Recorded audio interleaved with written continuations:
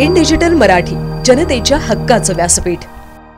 Ambernath Anandnagar MIDC मधील Canara engineering कंपनीला आग लागल्याची घटना आहे। कंपनीमध्ये जमा असलेल्या स्क्रॅपला ही आग लागली आहे। आग कशामुळे लागली हे अजून स्पष्ट झालेले नाही। सुदैवाने आगीत कोणतीही जीवितहानी झालेली नसून आग लागल्याची माहिती मिळताच अग्निशमन दलाच्या गाड्या घटनास्थळी दाखल झालेल्या आहेत आणि अग्निशमन दलाने आग आटोक्यात आणलेली आहे।